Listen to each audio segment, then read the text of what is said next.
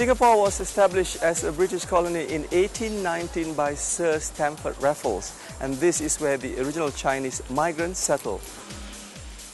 I'm here to party hard at Zookout 07, Asia's largest dance music festival. But before I do that, I'm checking out Singapore's history and heritage. First up, Chinatown, with its beautifully restored shop houses built during British rule. And to find out more about Singapore's largest ethnic group, a visit to the Chinese Heritage Centre is a must.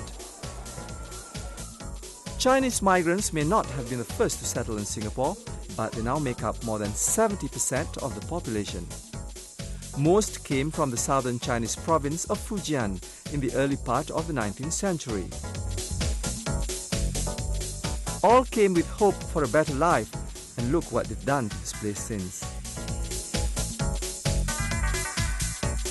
Just around the corner from Chinatown is Little India. From saris to spices and glass bangles, this is Little India, and Indians make up approximately 10% of Singapore's population. The first Indian settlers came to Singapore with Sir Stamford Raffles back in the 1800s. If you are after silver and brasswares, wood carvings, colourful saris and spices, you'll find them all in Little India. Actually, it really is an onslaught on all the senses when you come to Little India. Not just the music, but also the smell, the incense, really good.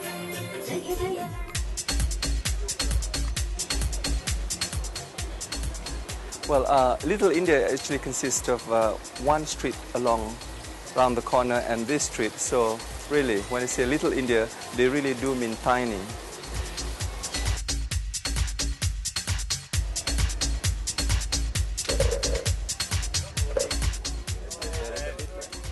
Well, I'm not in the market for a Bollywood movie, but if you are, that one is really dazzling.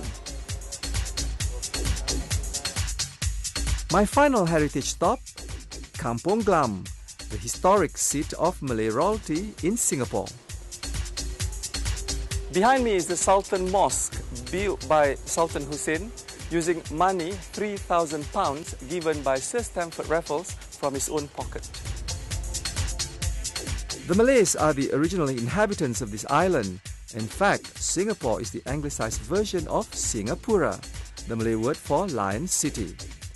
And dominating this area is the beautiful golden dome of the largest mosque in Singapore. The Sultan's Palace is now the Malay Heritage Centre, and here you'll discover the rich history and culture of Singapore's Malay community.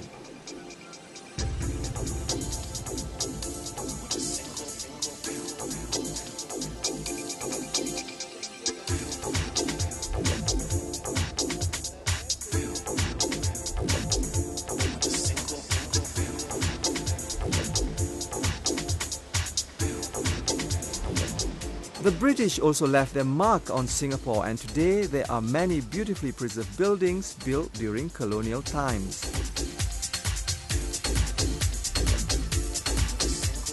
And if you want more history, Singapore has plenty of museums to offer.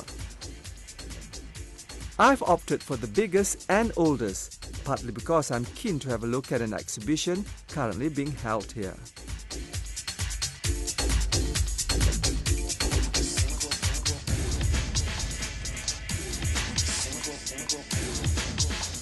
Having established itself as an Asian economic powerhouse, Singapore is determined to become a centre for the arts as well. And this, the newly refurbished National Museum of Singapore, is proof of that determination. And if you come to Singapore between now and March 2008, you'll get to see this wonderful collection of Greek masterpieces on loan from the Louvre in Paris.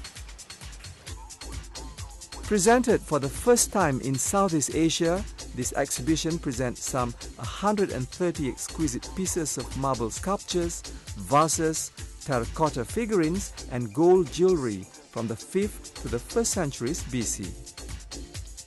Singapore really is a city of contrast. The old, the new, the cultural diversity all coming together to make something that is uniquely Singapore.